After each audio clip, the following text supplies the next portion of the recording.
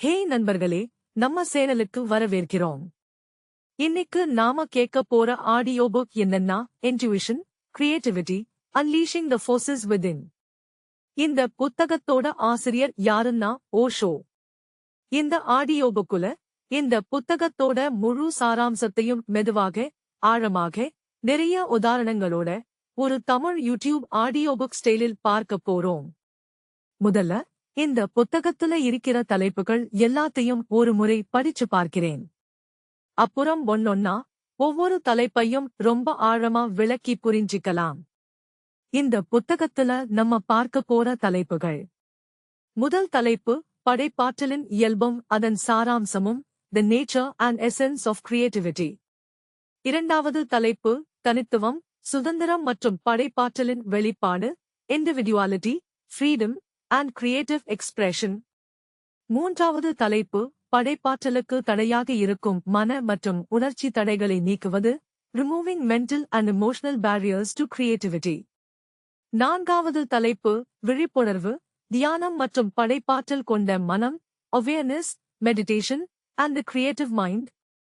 ஐந்தாவது தலைப்பு விளையாட்டுத்தனமாக, இயல்பாக மற்றும் வாழ்க்கையுடன் இணக்கமாக வாழ்வது, living பிளேஃபுல்லி, spontaneously and in harmony with life. ஆறாவது தலைப்பு கற்பனை, கற்றல் மற்றும் தொடர்ச்சியான தனிமனித வளர்ச்சி, imagination, learning and continuous personal growth. ஏழாவது தலைப்பு அன்பு, வேலை மற்றும் அன்றாட வாழ்க்கையில் படைப்பாற்றல், love, work and creativity in everyday life. எட்டாவது தலைப்பு அகங்காரம், முழுமைத்தன மனப்பான்மை மற்றும் அங்கீகாரம் பெறும் ஆசையே கடந்து செல்வது, overcoming ego, perfectionism and the desire for recognition. ஒன்பதாவது தலைப்பு படைப்பாற்றல் என்பது ஒரு கலைத்திறன் அல்ல, அது ஒரு வாழ்க்கை முறை, creativity as a way of living rather than an artistic skill. பத்தாவது தலைப்பு படைப்பாற்றல் நிறைந்த விழிப்புணர்வின் மூலம் சுய மாற்றம், self transformation through creative consciousness.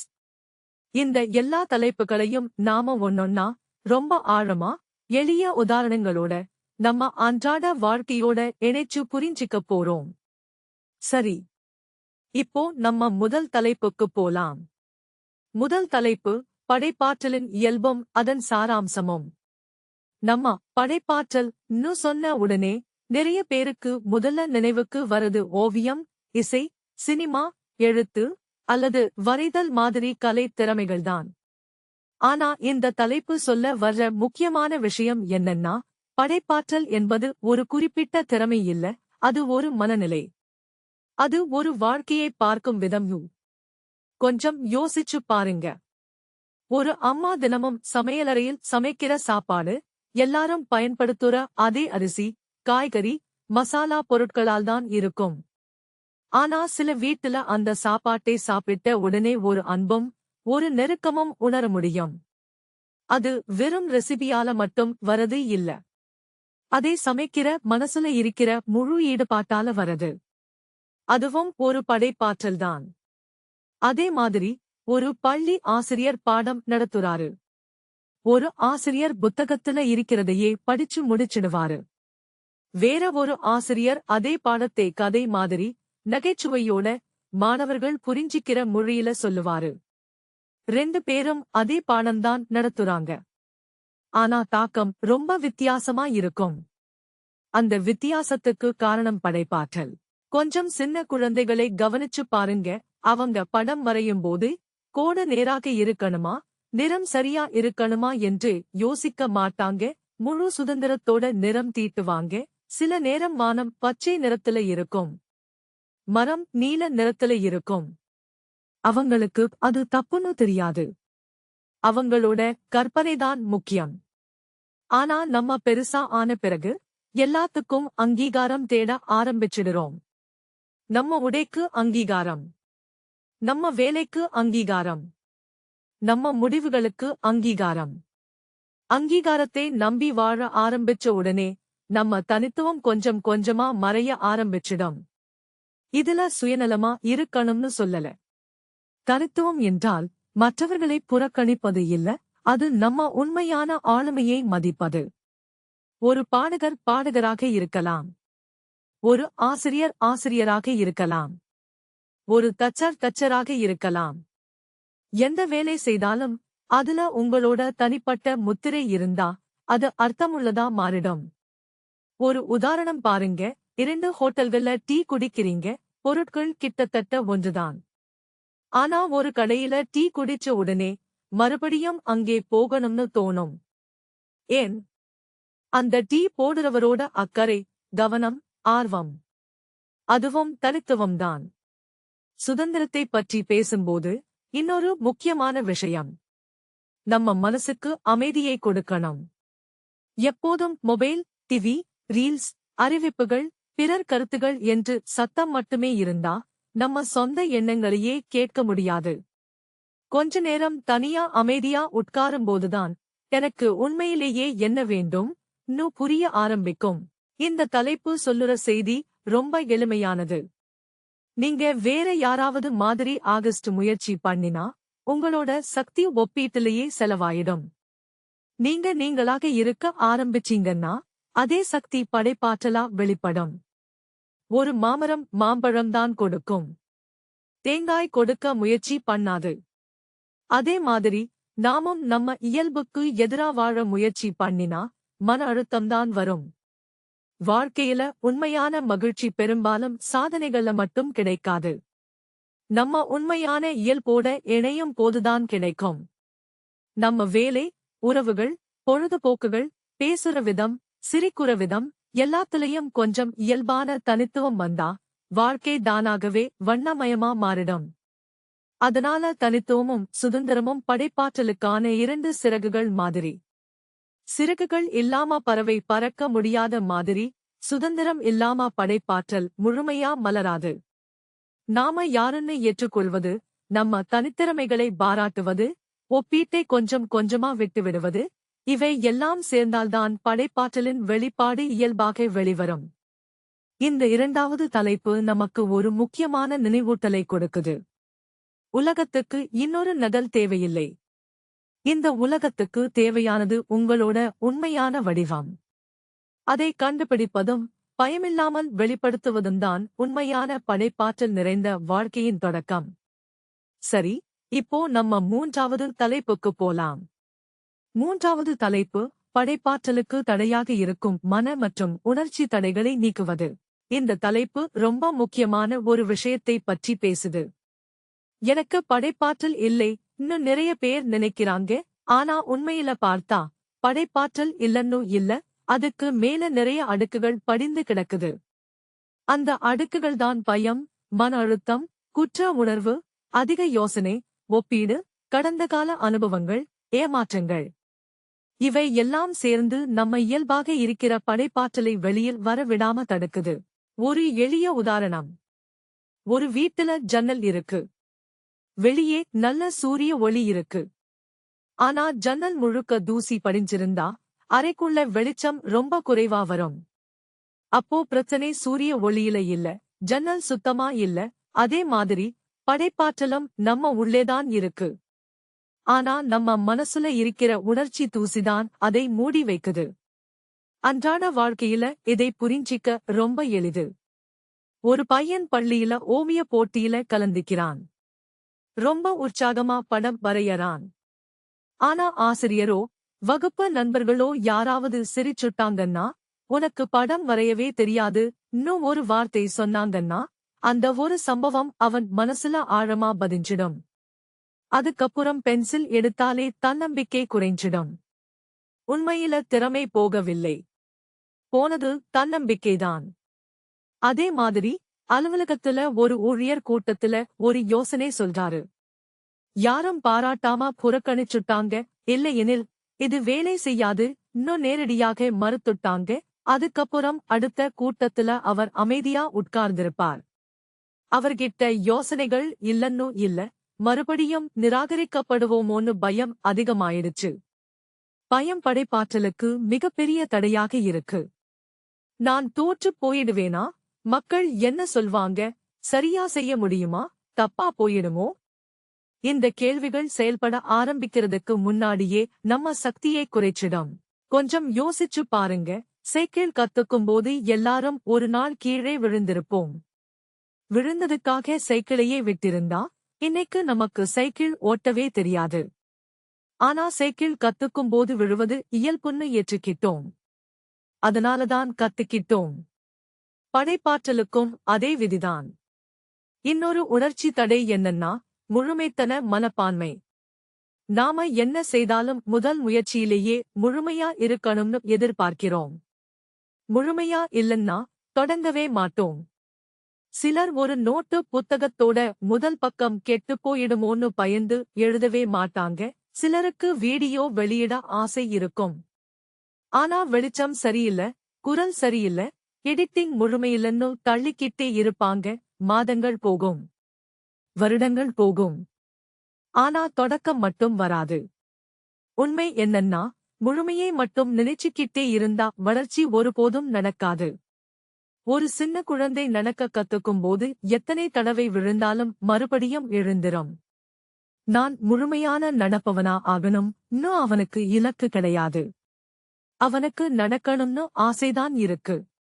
அதனால கத்துக்கிறான். நாம பெருசா ஆன பிறகுதான் முடிவுகள் மேல அதிக கவனம் செலுத்த ஆரம்பிக்கிறோம். மன அழுத்தமும் படைப்பாற்றலுக்கு ஒரு அமைதியான எதிரி. அலுவலக அழுத்தம், பண நெருக்கடி, குடும்ப பொறுப்புகள், உடல்நல பிரச்சினைகள் இவை எல்லாம் சேர்ந்த உடனே மனம் உயிர் பிழைப்பதற்கான நிலைக்கு போயிடும். அந்த நிலையில் கற்பனை இயல்பாகவே குறையும். ஏன்னா அந்த நேரத்துல மனசுக்கு முக்கியம் பாதுகாப்புதான். அதனால கொஞ்சம் ஓய்வு எடுக்கிறது, நடைப்பயிற்சி போறது, இயற்கையை ரசிக்கிறது, அமைதியா உட்காருறது, இசை கேட்பது, குடும்பத்தோட சிரிக்கிறது இவை எல்லாம் நேர விரயம் இல்ல. இவை நம்ம மனசுக்கான ரீசெட் பட்டன் மாதிரி வேலை செய்யுது. இன்னொரு தடை குற்ற உணர்வு. நிறைய பேர் எனக்காக நேரம் செலவழிக்க கூடாது, நான் சந்தோஷமா இருக்க தகுதியில்ல, வேலைதான் முக்கியம் இன்னும் நினைச்சுக்கிட்டு வாழ்றாங்க. ஆனா வாழ்க்கை முழுக்க பொறுப்புகள் மட்டுமே இருந்தா மனசு வறண்டு போயிடும். வறண்ட மண்ணுல செடி வளராது. கொஞ்சம் தண்ணீர் வேணும். அதே மாதிரி மனசுக்கும் சந்தோஷம் தேவை. ஒப்பீட்டை பற்றி இன்னும் கொஞ்சம் யோசிப்போம். சமூக வலைத்தளங்களை திறந்தா எல்லாரும் சந்தோஷமா, வெற்றிகரமா, பணக்காரரா, தன்னம்பிக்கையோட இருக்கிற மாதிரிதான் தெரியும். அப்போ நம்ம வாழ்க்கை மட்டும் சாதாரணமா தோணும். அந்த உணர்வு படைப்பாற்றலை மெதுவா அழிக்க ஆரம்பிக்கும். ஏன்னா நம்ம கவனம் நம்ம பயணத்துல இருக்காது, வேற யாரோட பயணத்துக்கு போயிடும். ஒரு ஓட்டப்பந்தய வீரரை நினைச்சு பாருங்க. அவர் எப்போதும் பக்கத்துல ஓடுறவரையே பார்த்துக்கிட்டே ஓடினா என்ன ஆகும்? சமநிலை குலையும், வேகம் குறையும், இலக்கையே தவறவிடலாம். ஆனா முன்னாடி பார்த்து ஓடினா சிறப்பா செயல்படுவார். வாழ்க்கையும் அப்படித்தான். கடந்த கால தோல்விகளும் நம்ம மேல அதிக தாக்கத்தை ஏற்படுத்தும். கடந்த முறை முயற்சி பண்ணேன், வேலை ஆகல இன்னும் சொல்லிட்டு மறுபடியும் முயற்சி செய்ய பயப்படுவோம். ஆனா ஒரு விதை முதல் நாளே மரமா ஆகுமா? தினமும் கொஞ்சம் தண்ணீர், சூரிய ஒளி, பொறுமை வேணும். படைப்பாற்றலுக்கும் நேரம் தேவை. நம்ம உணர்வுகளை அடக்கி வைப்பதும் ஒரு தடையாகும். கோபம் வந்தாலும் வெளிப்படுத்த பயம். சந்தோஷம் வந்தாலும் கட்டுப்படுத்துறோம். அழணும்னாலும் தடுத்துக்குறோம். உணர்வுகள் இயல்பா ஓடலைன்னா படைப்பாற்றலும் இயல்பா ஓடாது. ரெண்டும் ஒன்றோடொன்று இணைந்தவை. ஒரு ஆற்றை நினைச்சு பாருங்க. ஆறு இயல்பா ஓடும்போது அது புத்துணர்ச்சியோட இருக்கும். அதையே முழுக்க தடுப்புகள் போட்டு நிறுத்திட்டா என்ன ஆகும்? தண்ணீர் தேங்கி நின்று போயிடும். அதே மாதிரி உணர்வுகளும் ஆரோக்கியமா ஓடணும். அப்போதுதான் நம்ம மனசு லேசா இருக்கும். இதுல இன்னொரு முக்கியமான விஷயம் இருக்கு. நம்ம நமக்கே பேசுற மொழி. நிறைய பேர் தினமும் என்னால முடியாது, எனக்கு திறமை இல்லை, நான் அதிர்ஷ்டசாலி இல்ல, நான் ரொம்ப தாமதமா ஆரம்பிச்சிட்டேன் இன்னும் சொல்லிக்கிட்டே இருப்பாங்க. இந்த வார்த்தைகள் கொஞ்சம் கொஞ்சமா நம்ம ஆழ்மனசுல உண்மையா பதிஞ்சிடும். அதுக்கப்புறம் செயல்பட தன்னம்பிக்கையே வராது. அதுக்கு பதிலா கொஞ்சம் கொஞ்சமா கத்துக்கலாம். இந்த முயற்சி எனக்கு அனுபவம் தரும், முழுமையா இல்லைன்னாலும் பரவாயில்லை, தொடங்குறதுதான் முக்கியம். இன்னும் யோசிக்க ஆரம்பிச்சா மனசு மெதுவா திறக்க ஆரம்பிக்கும். இந்த தலைப்போட முக்கியமான சாராம்சம் ரொம்ப எளிமையானது. படைப்பாற்றலை புதுசா உருவாக்க வேண்டிய அவசியம் இல்லை. அதை மூடி வைத்திருக்கிற தடைகளை நீக்கினாலே போதும். பயம் கொஞ்சம் குறைஞ்சா, ஒப்பீட்டை கொஞ்சம் விட்டுட்டா, முழுமைத்தன மனப்பான்மையே கொஞ்சம் தளர்த்தினா, உணர்வுகள் ஆரோக்கியமா ஓட ஆரம்பிச்சா, படைப்பாற்றல் தானாகவே வெளிப்பட ஆரம்பிக்கும். அதனால நம்ம வாழ்க்கையில மிகப்பெரிய சவால் புதுசா ஒரு திறமையை கண்டுபிடிக்கிறது இல்ல, ஏற்கனவே நம்ம உள்ளே இருக்கிற இயல்பான சக்தி வெளிப்பட ஒரு பாதையை உருவாக்குறதுதான். மனதடைகளும் உணர்ச்சித் தடைகளும் கொஞ்சம் கொஞ்சமா கரைய ஆரம்பிச்ச உடனே நம்ம வேலை, உறவுகள், பொழுதுபோக்குகள், முடிவெடுக்கிற விதம் எல்லாத்திலையும் ஒரு புதிய புத்துணர்ச்சியை உணர ஆரம்பிப்போம். அதுதான் இந்த தலைப்பு நமக்குச் சொல்ல முயற்சி செய்கிற முக்கியமான சாராம்சம்.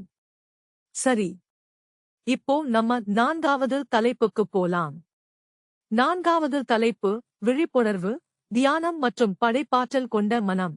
இந்த தலைப்பு படைப்பாற்றலின் இதயம் மாதிரி இருக்கிற ஒரு விஷயத்தை பற்றி பேசுது. நம்ம படைப்பாற்றலை எப்படி வளர்க்கலாம் என்று யோசிக்கும்போது நிறைய பேருக்கு முதலில் நினைவுக்கு வரது பல்வேறு முறைகள், பயிற்சிகள், புத்தகங்கள், திறமைகள் இவைகள்தான்.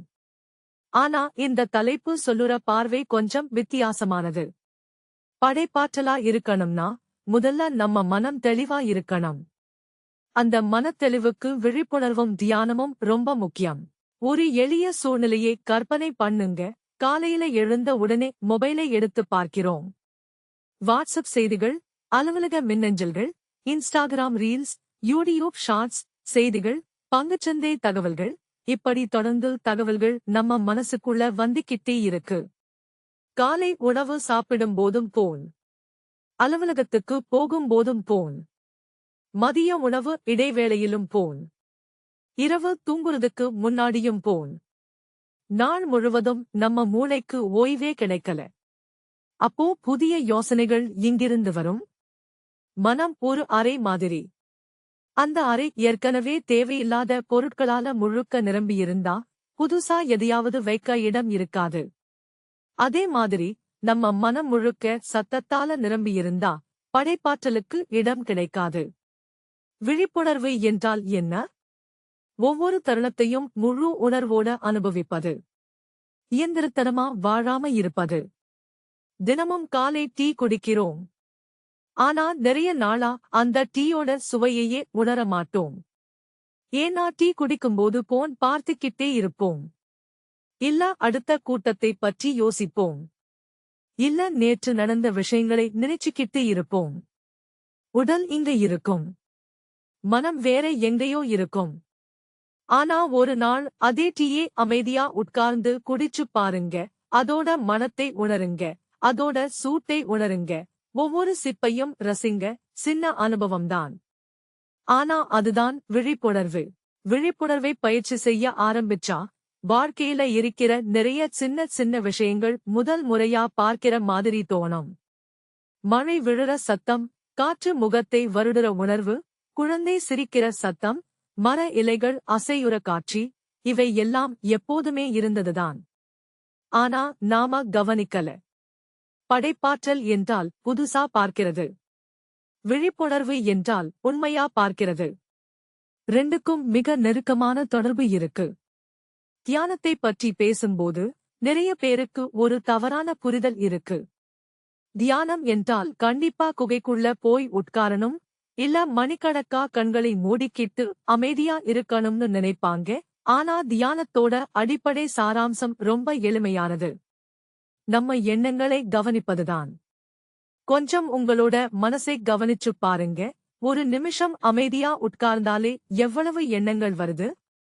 அலுவலகம், இஹிஎம்ஐயூ, குடும்பம், ஷாப்பிங், உடல்நலம், எதிர்காலம், கடந்த காலம், பழைய நினைவுகள், பழைய பாடல்கள், இப்படி தொடர்ந்து ஓடிக்கிட்டே இருக்கும்.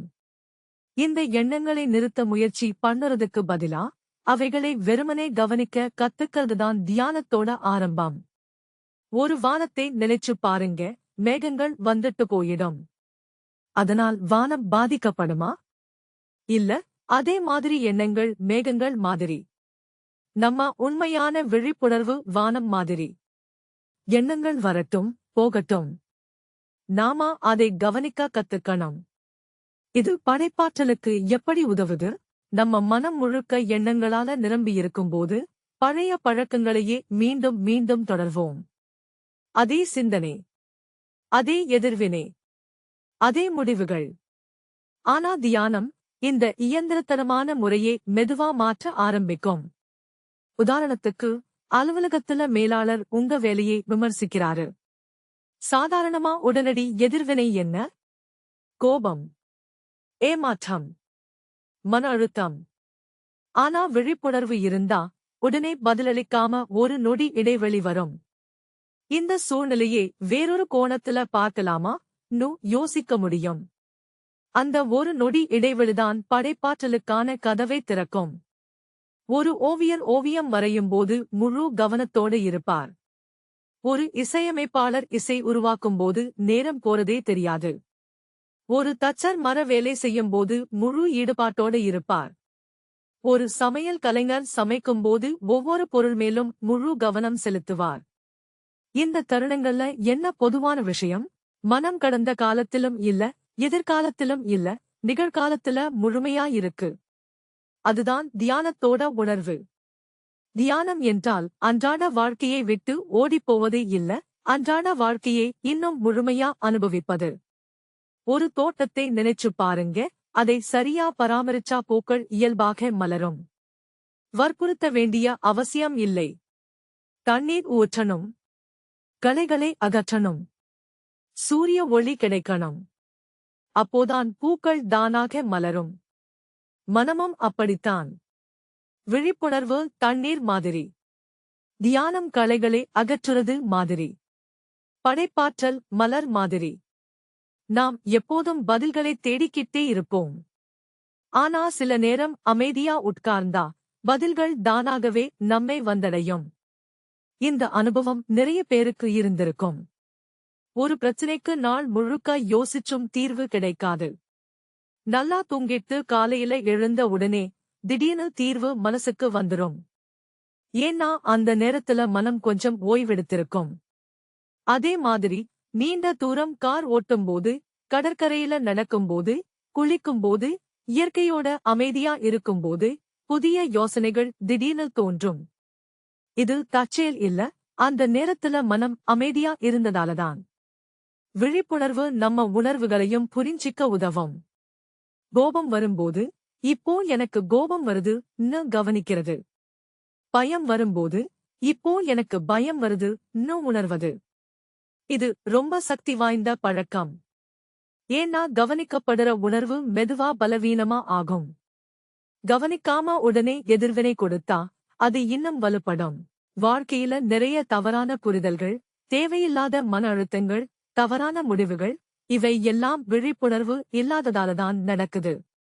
எவ்வளவு அதிகமா இயந்திரத்தனமா வாழ்றோமோ அவ்வளவு படைப்பாற்றல் குறையும். இன்னொரு எளிய உதாரணம். ஒரு அம்மா தினமும் சமையல் செய்றாங்க, அதை ஒரு சுமையா பார்த்தா சோர்வா இருக்கும். அதே சமையலை விழிப்புணர்வோட செய்தா, காய்கறி நறுக்குறதிலிருந்து உணவோட மனம் பரவுற வரைக்கும் ஒவ்வொரு தருணத்தையும் ரசிக்க முடியும். வேலை அதேதான். அனுபவம் மட்டும் வேற. அலுவலக வேலையும் அப்படித்தான். கூட்டத்துல கலந்து கொள்வது, நிரல் எழுதுவது, பாடம் நடத்துவது, வண்டி ஓட்டுவது, வீடு சுத்தம் செய்வது, எந்த வேலையா இருந்தாலும் முழு கவனத்தோட செய்தா அது ஒரு தியான அனுபவமா மாறிடும். இந்த தலைப்போட முக்கியமான செய்தி ரொம்ப அழகானது. படைப்பாற்றல் வெளியிலிருந்து வரது இல்ல, அது ஏற்கனவே நம்ம உள்ளே இருக்கு. ஆனா அதை கேட்க நம்ம மனம் கொஞ்சம் அமைதியா இருக்கணும். அந்த அமைதிக்கான பாதையை விழிப்புணர்வு காட்டுது. அந்த அமைதியை வளர்க்க தியானம் உதவுது. அமைதி வந்த உடனே வாழ்க்கையோட அழகு, புதிய யோசனைகள், புதிய பார்வைகள், உள்ளார்ந்த அமைதி, இவை எல்லாம் மெதுவா நம்ம வாழ்க்கையில மலர ஆரம்பிக்கும்.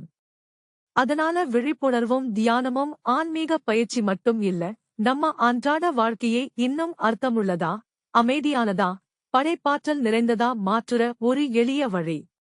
நாம ஒவ்வொரு நாளும் கொஞ்சம் விழிப்புணர்வோட வாழ ஆரம்பிச்சா, படைப்பாற்றல் எந்த முயற்சியும் இல்லாம நம்ம வாழ்க்கையோட இயல்பான ஒரு பகுதியாக மாறிடும். சரி, இப்போ நம்ம 5வது தலைப்புக்கு போலாம். 5வது தலைப்பு விளையாட்டுத்தனமாக, இயல்பாக மற்றும் வாழ்க்கையுடன் இணக்கமாக வாழ்வது. இந்த தலைப்பு நம்ம வாழ்க்கையில நீண்ட நாளா மறந்து போன ஒரு அழகான குணத்தை மறுபடியும் நினைவூட்டுது. சின்ன வயசுல நாம சிரிச்சோம், ஓடினோம், விளையாடினோம், எதையும் அதிகமா கணக்கு போடாம ரசிச்சோம். ஆனா வயசு கூட கூட பொறுப்புகளும் அதிகமாச்சு. அது சரிதான். ஆனா பொறுப்புகளோட சேர்ந்து அதிகமான தீவிரமும் வாழ்க்கைக்குள் வந்துடுச்சு. அதனால வாழ்க்கையில இருந்த விளையாட்டுத்தனம் கொஞ்சம் கொஞ்சமா மறைந்து போயிடுச்சு. கொஞ்சம் உங்க குழந்தை பருவத்தை நினைச்சு பாருங்க. மழை வந்த உடனே வெளியே ஓடி நனைஞ்சது, நண்பர்களோட கிரிக்கெட் விளையாடினது, சைக்கிள் போட்டி போட்டது, கடற்கரையில மணல் கோட்டை கட்டினது. அப்போ யாரும் இதுல என்ன பயன் ன்னு யோசிக்கல. இதனால என்ன லாபம் ன்னு கேட்கல. அந்த தருணத்தை மட்டும் முழுசா வாழ்ந்தோம். அதுதான் விளையாட்டுத்தனம். விளையாட்டுத்தனம் என்றால் குழந்தைத்தனமா இருக்கணும்னு அர்த்தம் இல்ல, குழந்தை மனசோட இருக்கணும்னு அர்த்தம். ரெண்டுக்கும் பெரிய வித்தியாசம் இருக்கு. குழந்தைத்தனம் என்றால் பொறுப்பில்லாம நடந்துக்கிறது. குழந்தை மனசு என்றால் பொறுப்புகள் இருந்தாலும் மனசு லேசா இருக்கிறது. தினமும் அலுவலகத்துக்கு போற ஒருவரை கற்பனை பண்ணுங்க. காலை எழுந்த உடனே மன அழுத்தம், போக்குவரத்து மன அழுத்தம், அலுவலக மன அழுத்தம், இலக்கு மன அழுத்தம், மாலையில வீட்டுக்கு வந்தாலும் சோர்வு. இதே சுழற்சி தொடர்ந்து நடந்துகிட்டே இருக்கும்.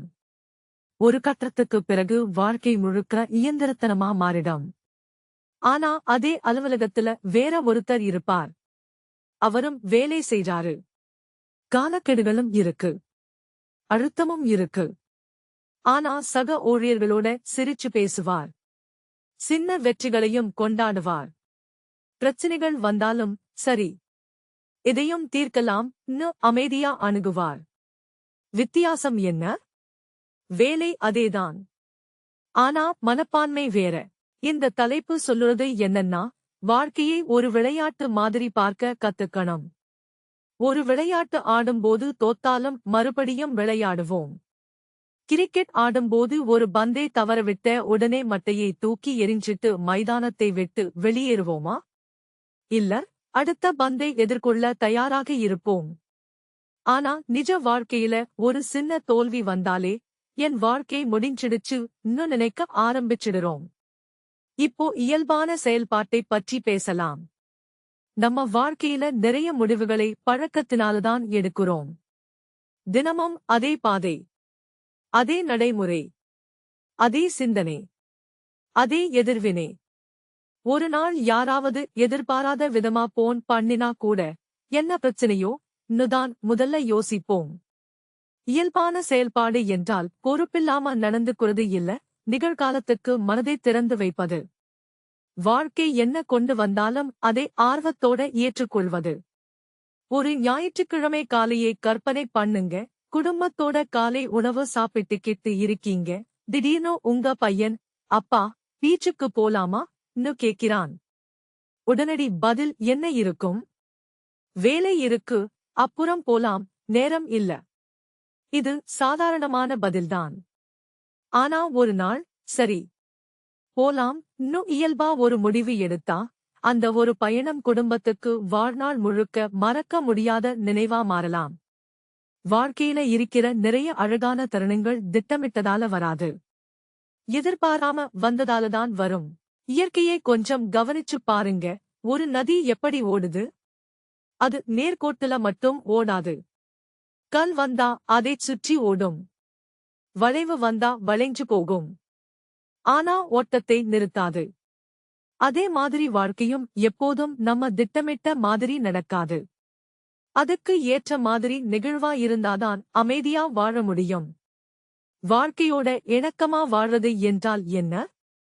அதாவது வாழ்க்கையோட சண்டை போடாம அதோட ஓட்டத்தோட சேர்ந்து வாழ்றது. நாம நிறைய நேரம் நிஜத்தோட சண்டை போடுறோம். மழை வந்தா குறை, வெயில் வந்தா குறை, போக்குவரத்துக்கு குறை, மேலாளருக்கு குறை, அரசாங்கத்துக்கு குறை, பொருளாதாரத்துக்கு குறை. எல்லாமே குறைதான். குறி சொல்லுறதால நிஜம் மாறுமா? இல்ல, ஆனா நம்ம மன அமைதிதான் போயிடும். இதுக்கு அர்த்தம் எல்லாத்தையும் அப்படியே ஏற்றுக்கிட்டு எதுவும் செய்யாம இருக்கணும்னு இல்ல. முதல்ல சூழ்நிலையை ஏற்றுக்கோங்க, அப்புறம் அதுக்கான செயலை எடுங்க. அதுதான் வித்தியாசம்.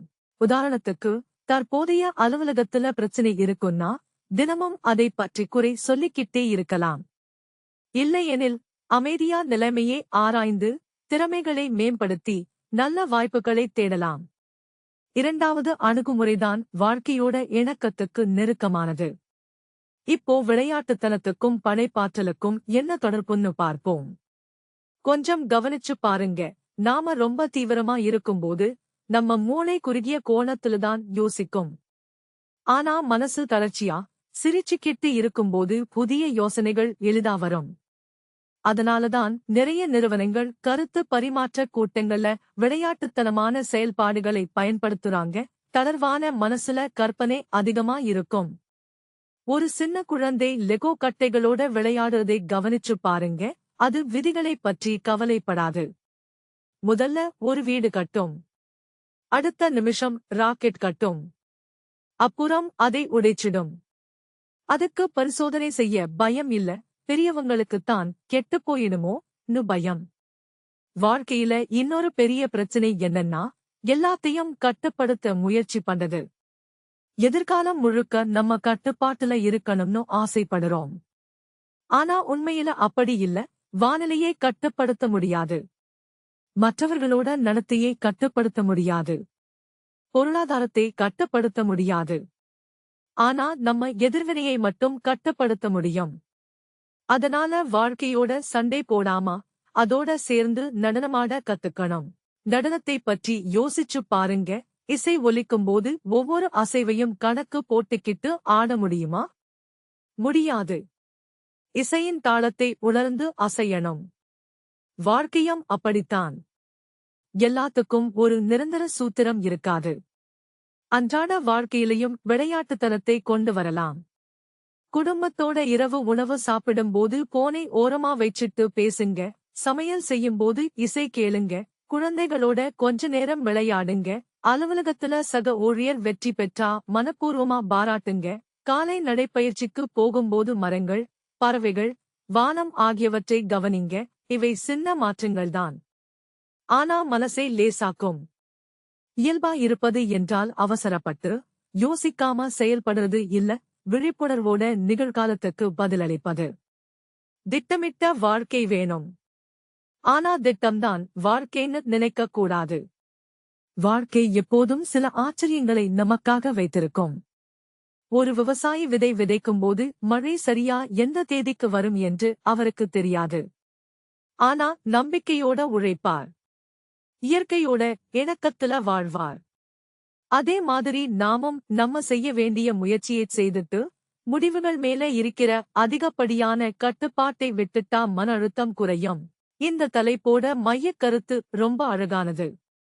வாழ்க்கை ஒரு சுமை இல்ல, அது ஒரு பயணம். அந்த பயணத்துல சிரிப்பும் இருக்கும், கண்ணீரும் இருக்கும், வெற்றியும் இருக்கும், தோல்வியும் இருக்கும். இவை எல்லாம் சேர்ந்துதான் முழுமையான அனுபவம். நாம ரொம்ப தீவிரமா இருந்தா இந்த அழகை தவற விட்டுவோம். கொஞ்சம் விளையாட்டுத்தனமா, கொஞ்சம் இயல்பா, கொஞ்சம் நெகிழ்வா இருந்தா படைப்பாற்றல் தானாகவே மலர ஆரம்பிக்கும். அதனால இந்த தலைப்பு சொல்லுற சாராம்சம் என்னன்னா, வாழ்க்கையை வற்புறுத்தி நடத்த முயற்சி பண்ணாதீங்க. வாழ்க்கையோட ஓட்டத்தை உணருங்க, நிகழ்காலத்தை ரசிங்க, சிரிக்க வாய்ப்பு கிடைச்சா மனம் விட்டு சிரிங்க, புதிய அனுபவங்களை முயற்சி செய்ய வாய்ப்பு கிடைச்சா தயங்காம முயற்சி பண்ணுங்க. மனசு லேசா இருந்தா சிந்தனை திறந்த மனதோட இருக்கும். மனம் திறந்திருந்தா படைப்பாற்றல் தானாக வந்து நம்ம வாழ்க்கையை இன்னும் வண்ணமயமா, அர்த்தமுள்ளதா, அமைதியானதா மாற்றிடும். சரி, இப்போ நம்ம 6வது தலைப்புக்கு போலாம். 6வது தலைப்பு கற்பனை, கற்றல் மற்றும் தொடர்ச்சியான தனிமனித வளர்ச்சி. இந்த தலைப்பு நம்ம வாழ்க்கையில ஒருபோதும் நின்றுவிடக்கூடாத 3 முக்கியமான குணங்களைப் பற்றி பேசுது. அவை கற்பனை, கற்றல் மற்றும் தொடர்ச்சியான தனிமனித வளர்ச்சி.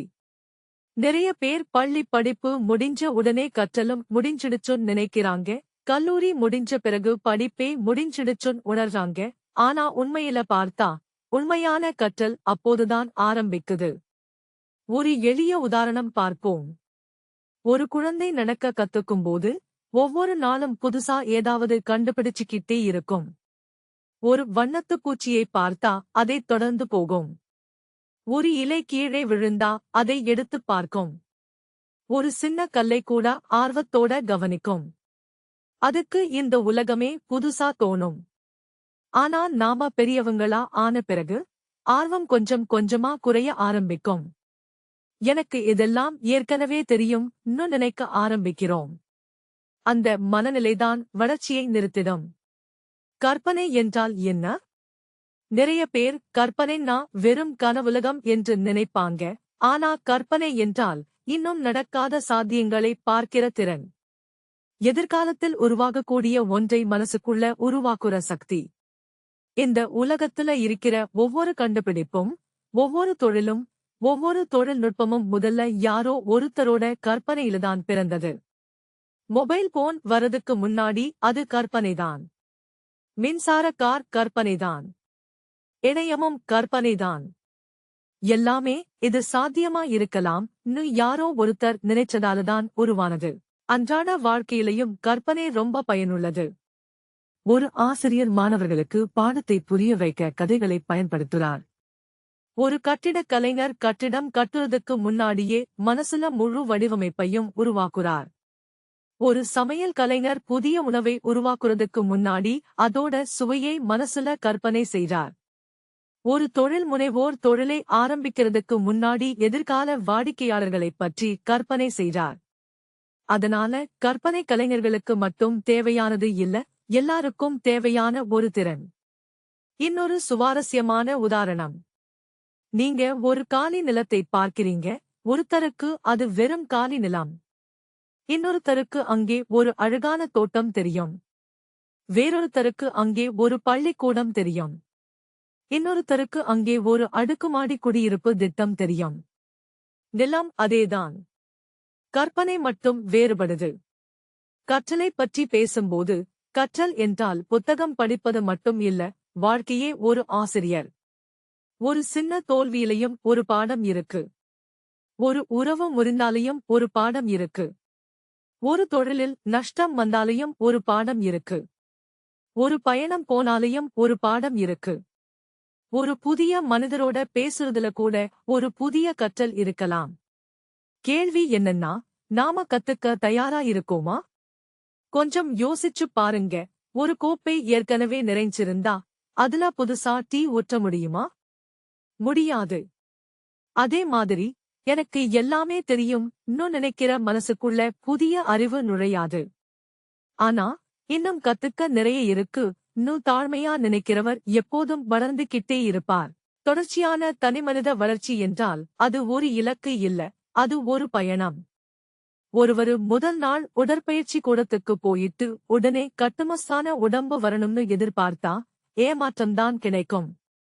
தினமும் கொஞ்சம் உடற்பயிற்சி செய்து ஒழுக்கத்தை பின்பற்றி மாதங்கள் கழிச்சுதான் மாற்றம் தெரியும். வளர்ச்சியும் அதே மாதிரிதான். தினசரி செய்யுற சின்ன சின்ன முன்னேற்றங்கள் சேர்ந்து ஒரு நாள் பெரிய மாற்றத்தை உருவாக்கும். நிறைய பேர் வாழ்க்கையில எப்போதும் மற்றவர்களோட ஒப்பிட்டுக்கிட்டே இருப்பாங்க. அவன் என்னைவிட வெற்றிகரமானவன், அவள் என்னைவிட திறமையானவள். ஆனா உண்மையான ஒப்பீடு யாரோட தெரியுமா? நேற்று இருந்த உங்களோட. கடந்த வருடம் இருந்த உங்களை விட இன்னைக்கு நீங்க கொஞ்சம் பொறுமையா இருக்கீங்களா? கொஞ்சம் அமைதியா எதிர்வினை கொடுக்கறீங்களா? புதுசா ஏதாவது ஒரு திறமையை கத்துக்கிட்டீங்களா? இதுதான் உண்மையான வளர்ச்சி. கற்பனையும் கற்றலும் சேர்ந்தா படைப்பாற்றல் இயல்பாகவே வளர ஆரம்பிக்கும். உதாரணத்துக்கு, ஒரு மென்பொருள் பொறியாளர் தினமும் அதே நிரலாக்க வேலையைத்தான் செய்றாரு. ஆனா வார இறுதிகளில் செயற்கை நுண்ணறிவை பற்றி படிக்கிறாரு. புதிய தொழில்நுட்பங்களை ஆராய்றாரு. பல விஷயங்களை முயற்சி செய்து பார்க்கிறாரு. கொஞ்ச நாள்ல அவரோட சிந்தனை விரிவடையும். அதோட சேர்ந்து அவரோட தொழில் வாழ்க்கையும் வளர ஆரம்பிக்கும். அதே மாதிரி ஒரு இல்லத்தரசி சமையல் மட்டும் செய்றாங்கன்னு வைத்துக்கோங்க. ஆனா யூடியூப்ல புதிய சமையல் குறிப்புகளை பார்க்கிறாங்க, ஊட்டச்சத்து பற்றி படிக்கிறாங்க, தோட்டக்கலை கத்துக்கிறாங்க, வீட்டை அழகுபடுத்துற புதிய யோசனைகளை முயற்சி செய்றாங்க. இவை எல்லாம் சேர்ந்துதான் அவங்களோட அன்றாட வாழ்க்கைக்கு புதிய உற்சாகத்தை கொடுக்கும். வளர்ச்சிக்கு மிகப்பெரிய எதிரி என்னன்னா சௌகரிய வட்டம். சௌகரிய வட்டத்துல பாதுகாப்பா இருக்கும். ஆனா அங்கே வளர்ச்சி ரொம்ப குறைவு. ஒரு விதைப்பையில பாதுகாப்பாத்தான் இருக்கும். ஆனா அது ஒரு மரமா வளரணும்னா மண்ணுக்குள்ள போகணும். மழையை சந்திக்கணும். வெயிலை சந்திக்கணும். அப்போதான் அது வளர முடியும். நம்ம வாழ்க்கையிலையும் புதிய அனுபவங்கள் ஆரம்பத்துல கொஞ்சம் சிரமமாதான் இருக்கும். புதிய மொழி கத்துக்கிறது. பொதுமக்கள் முன்னாடி பேசுறது. தொழில் ஆரம்பிக்கிறது. தனியா பயணம் போறது. புதிய மனிதர்களை சந்திக்கிறது. முதல்ல பயமாயிருக்கும். ஆனா அந்த பயத்துக்கு பிறகுதான் வளர்ச்சி காத்திருக்குது. இன்னொரு முக்கியமான விஷயம் தவறுகள். நிறைய பேர் தவறு செய்யவே பயப்படுவாங்க. ஆனா தவறுகள் இல்லாம கற்றலே இல்லை. ஒரு குழந்தை பேச கத்துக்கும்போது எத்தனை வார்த்தைகளை தவறா உச்சரிக்கும்? அதனால பேசுறதையே நிறுத்திடுமா? இல்ல, ஒவ்வொரு நாளும் கொஞ்சம் கொஞ்சமா முன்னேறிக்கிட்டே இருக்கும். பெரியவங்கள்தான் ஒரு தவறுக்கே நம்மள நாமே ரொம்ப தண்டிச்சுக்கறோம். நான் தோற்று போயிட்டேன் இன்னும் நமக்கே ஒரு முத்திரை குத்திக்கறோம். ஆனா தவறு என்றால் அது தோல்வி இல்ல, அது ஒரு பின்னூட்டம். அடுத்த படியே சரியா எடுக்க வழிகாட்டுற ஒரு வாய்ப்பு. அன்றாட வாழ்க்கையில ஒரு சின்ன பழக்கத்தை உருவாக்கலாம். தினமும் இரவு 5 நிமிஷம் எடுத்துக்கிட்டு, இன்னைக்கு நான் என்ன புதுசா கத்துக்கிட்டேன்? இன்னும் உங்களையே கேட்டு பாருங்க. அது ஒரு சின்ன வாழ்க்கை பாடமா இருக்கலாம். ஒரு நல்ல தொடர்பு கொள்ளும் முறையா இருக்கலாம். ஒரு சமையல் குறிப்பா இருக்கலாம். அல்லது ஒரு புதிய உணர்வா இருக்கலாம். இந்த பழக்கம் மெதுவா மனசை எப்போதும் கற்றல் நிலையில வைத்திருக்கும். புத்தகங்கள் படிக்கிறது, பாட்காஸ்ட்கள் கேட்கறது, அனுபவம் வாய்ந்தவர்களோட பேசுறது, பயணம் செய்றது, கவனிக்கும் திறனை வளர்த்துக்கிறது, கேள்விகள் கேட்கறது, இவை எல்லாம் நம்ம கற்பனையை விரிவுபடுத்தும். ஒரு அறையில ஒரு ஜன்னல் மட்டும்தான் இருந்தா, வெளியில இருக்கிற காட்சி ரொம்ப குறைவாத்தான் தெரியும். ஆனா 4 ஜன்னல்கள் இருந்தா 4 விதமான காட்சிகள் தெரியும். கற்றலும் அப்படித்தான். ஒவ்வொரு அனுபவமும் நமக்கு புதிய ஒரு ஜன்னலை திறந்து வைக்குது. இந்த தலைப்போட மையக் கருத்து ரொம்ப ஊக்கமளிக்க கூடியது. வாழ்க்கையில நான் எல்லாத்தையும் முடிச்சிட்டேன் சொல்லுற நிலை ஒருபோதும் வரக்கூடாது. எப்போதும் இன்னும் என்ன கத்துக்கலாம் ஒரு ஆர்வம் இருக்கணும். கற்பனை நம்ம எதிர்காலத்தை உருவாக்க உதவும். கற்றல் நம்ம புரிதலை விரிவுபடுத்தும். தொடர்ச்சியான தனிமனித வளர்ச்சி தினமும் நம்மை இன்னும் சிறந்த மனிதரா மாற்ற ஊக்கப்படுத்தும். அதனால இந்த 3 குணங்களும் சேர்ந்தா வாழ்க்கை ஒரு சலிப்பான நடைமுறையா இருக்காது. ஒவ்வொரு நாளும் ஒரு புதிய வாய்ப்பா தெரியும். ஒவ்வொரு அனுபவமும் ஒரு பாடமா மாறும். ஒவ்வொரு சவாலும் நம்மை இன்னும் வலிமையானவராகவும், அறிவார்ந்தவராகவும், படைப்பாற்றல் மிக்கவராகவும் மாற்றுற ஒரு வாய்ப்பா மாறும். இதுதான் இந்த தலைப்பு சொல்ல வர்ற முக்கியமான சாராம்சம். சரி, இப்போ நம்ம 7வது தலைப்புக்கு போலாம். 7வது தலைப்பு அன்பு, வேலை மற்றும் அன்றாட வாழ்க்கையில் படைப்பாற்றல். இந்த தலைப்பு ரொம்ப அழகான ஒரு உண்மையை நமக்கு புரிய வைக்குது. நிறைய பேர் படைப்பாற்றல் என்றால் விசேஷமான சந்தர்ப்பங்களுக்குத்தான் பயன்படுற ஒரு திறமைன்னு நினைப்பாங்க. ஓவியம் வரையும்போது, இசை அமைக்கும்போது, புத்தகம் எழுதும்போதுதான் படைப்பாற்றல் தேவைன்னு நினைப்பாங்க. ஆனா இந்த தலைப்பு சொல்லுற சாராம்சம் என்னன்னா, படைப்பாற்றல் நம்ம அன்றாட வாழ்க்கையோட ஒவ்வொரு சின்ன செயலிலையும் இருக்க முடியும். அது அன்பிலையும் இருக்கும். வேலையிலையும் இருக்கும். நாம பேசுற வார்த்தைகளையும் இருக்கும். நாம நடந்துக்குற விதத்திலையும் இருக்கும். ஒரு எளிய சூழ்நிலையை கற்பனை பண்ணுங்க. ஒரு அம்மா தினமும் குடும்பத்துக்காக சமையல் செய்றாங்க. இதை 2 விதமா செய்யலாம். ஒரு விதம், இது ஒரு கடமைதான் அவசரமா முடிச்சிடலாம். இன்னொரு விதம், இன்னைக்கு என் குடும்பம் சந்தோஷமா சாப்பிடணும் அன்போட சமைக்கலாம். பொருட்கள் அதேதான். நேரமும் கிட்டத்தட்ட அதேதான். ஆனா விளைவு ரொம்ப வித்தியாசமா இருக்கும். ஒரு உணவு வயிற்றை மட்டும் நிறைக்கும். இன்னொரு உணவு மனசையும் நிறைக்கும். அதே மாதிரி ஒரு அப்பா அலுவலகத்துல இருந்து சோர்வா வீட்டுக்கு வர்றாரு. அவரோட பையன் ஓடி வந்து, அப்பா, கொஞ்சம் கிரிக்கெட் விளையாடலாமா?ன்னு கேட்கிறான். அப்பா போனை எடுத்துட்டு சமூக வலைத்தளங்களை பார்க்கலாம். இல்ல சோர்வா இருந்தாலும் 10 நிமிஷம் முழு கவனத்தோட அவனோட கிரிக்கெட் விளையாடலாம். அந்த 10 நிமிஷம் அந்த குழந்தைக்கு வாழ்நாள் முழுக்க மறக்க முடியாத நினைவா இருக்கலாம். அன்பு என்றால் பரிசுகள் கொடுக்கிறது மட்டும் இல்ல, அன்பு என்றால் முழு கவனத்தை கொடுக்கிறது. இந்த காலத்துல நிறைய உறவுகள்ல இருக்கிற ஒரு பெரிய பிரச்சனை என்னன்னா, உடலால் எல்லாரும் ஒன்றாக இருந்தாலும் மனதால ஒவ்வொருத்தரும் வேற வேற உலகத்துல இருக்காங்க. இரவு உணவு சாப்பிடும்போது குடும்பம் முழுக்க ஒரே மேசையில உட்கார்ந்திருக்கும். ஆனா ஒவ்வொருத்தருடைய கையிலையும் ஒரு மொபைல். உரையாடலே இருக்காது. அன்பு வளரணும்னா இருப்பு தேவை. மனமார்ந்த உடனிருப்பு தேவை.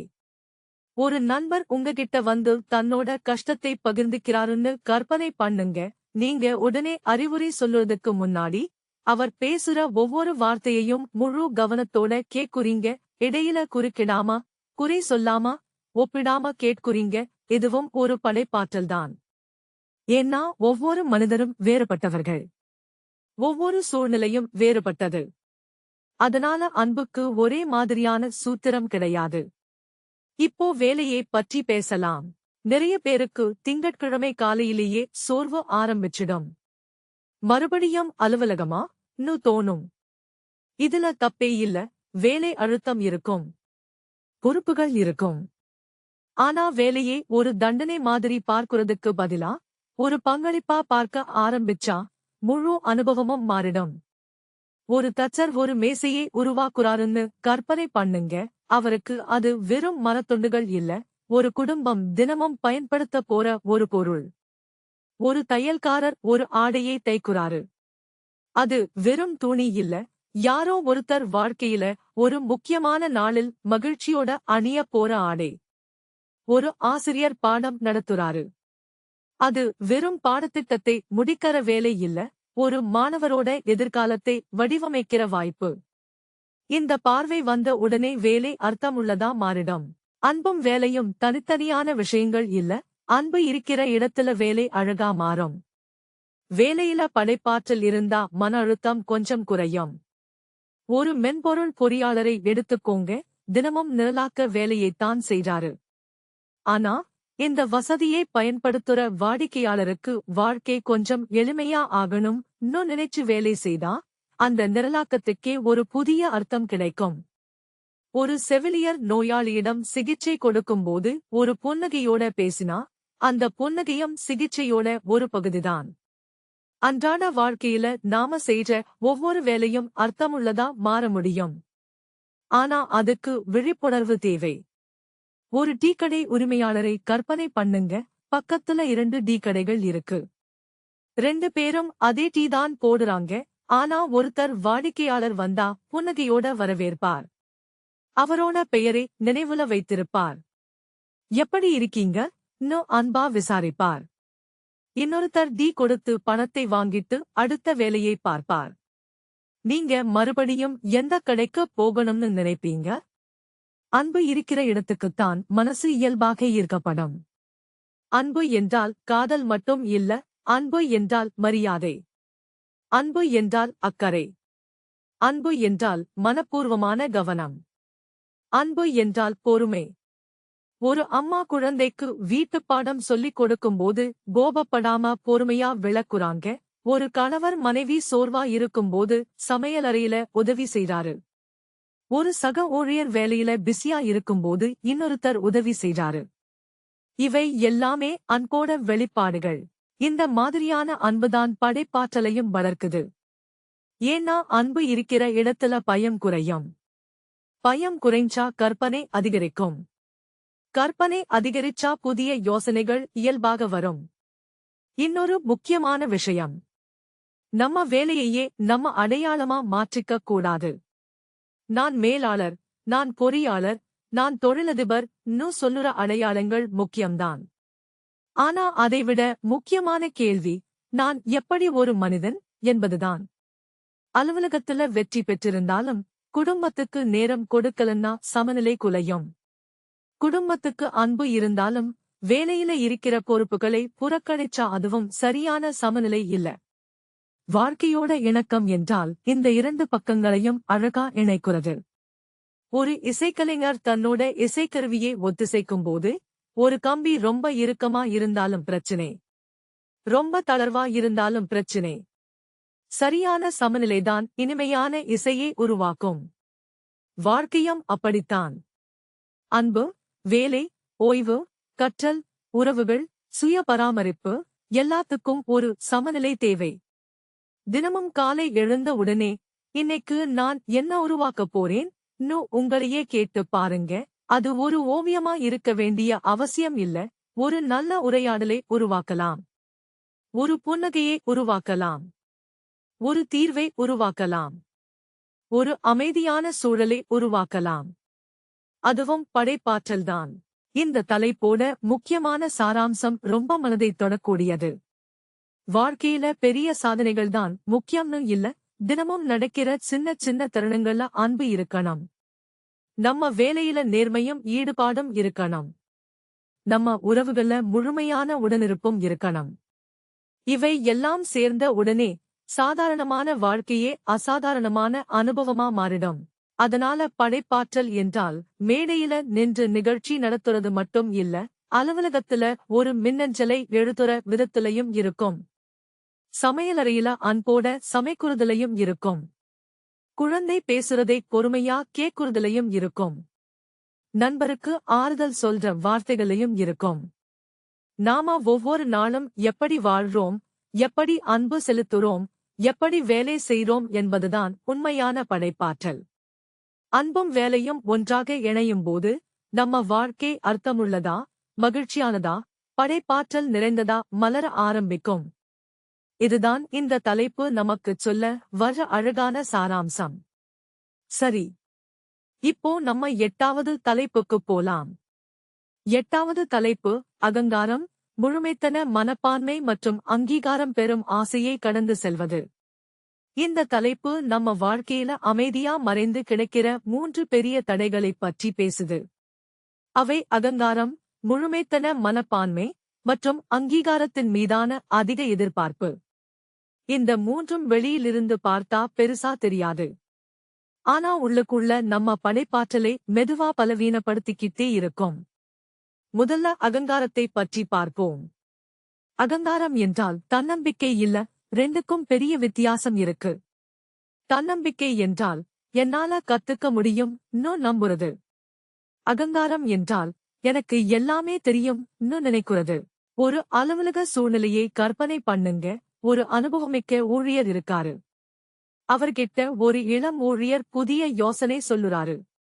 அகங்காரம் அதிகமா இருந்தா, நீ இப்போதான் வந்திருக்க, எனக்குத்தான் எல்லாமே தெரியும் உடனே மறுத்துடுவார். ஆனா அகங்காரம் குறைவா இருந்தா, சரி, உன்னோட யோசனையையும் கேட்போம் திறந்த மனதோட அணுகுவார். யாருக்கு அதிகமா கற்றுக்கொள்ள வாய்ப்பு கிடைக்கும்? கண்டிப்பா 2வது நபருக்குத்தான். வாழ்க்கையில எப்போதும் கத்துக்க தயாரா இருக்கிற மனசுதான் வளர்ச்சி அடையும். இயற்கையை கவனிச்சு பாருங்க. பெரிய மரம் பழங்களை கொடுக்கும்போது அதோட கிளைகள் கொஞ்சம் கீழே சாயும். வெறுமையான கிளைகள்தான் மேலே நிமிர்ந்து நிற்கும். அதே மாதிரி உண்மையான ஞானம் வந்தா மனிதன் தாழ்மையானவரா மாறுவான். அகங்காரம் அதிகமா இருந்தா கற்றல் நின்று போயிடும். இன்னொரு எளிய உதாரணம். ஒரு கணவரும் மனைவியும் சின்ன விஷயத்துக்காக வாக்குவாதம் பண்ணுறாங்க. யார் தவறு செய்திருந்தாலும் அகங்காரத்தினால மன்னிச்சிடு சொல்ல மாட்டாங்க. 2 நாள் 3 நாள் பேசாம இருப்பாங்க. உண்மையில பிரச்சனை பெருசா இருக்காது. அகங்காரம்தான் பெருசா இருக்கும். கொஞ்சம் அகங்காரத்தை ஓரமா வச்சிட்டு, சரி, நானும் கொஞ்சம் அதிகமா எதிர்வினை கொடுத்துட்டேன் சொல்லிட்டா அந்த உறவு உடனே லேசா மாறிடும். படைப்பாற்றலுக்கும் இதே விதிதான். ஏன்னா அகங்காரம் இருக்கிற இடத்துல புதுசா முயற்சி செய்யுற தைரியம் குறையும். தவறு செய்ய பயம் அதிகமா இருக்கும். யாராவது திருத்தினா அதை ஏற்றுக்கறதும் கஷ்டமாயிருக்கும். இப்போ முழுமைத்தன மனப்பான்மையை பற்றி பார்ப்போம். முதல்ல பார்த்தா அது ஒரு நல்ல குணம் மாதிரிதான் தெரியும். முழுமையா வேலை செய்யறது தப்பா ன்னு கேட்கலாம்.